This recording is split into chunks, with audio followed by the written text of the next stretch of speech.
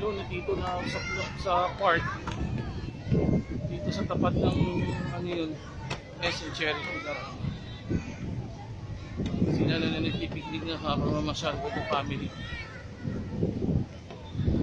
Ako yun, nag-iisa na lang ako yun without family na sa bahay ko. Before ko na mas balik seminaryo ako.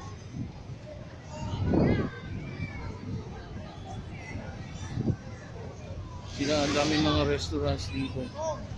Malapit dito sa simbahan St. John Meridian. So, ito yung mga buildings sa overlooking ng Metro Manila. Daming mga buildings galing Antipolo.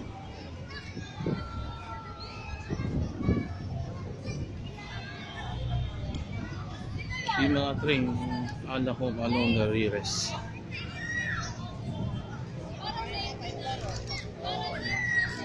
That's it.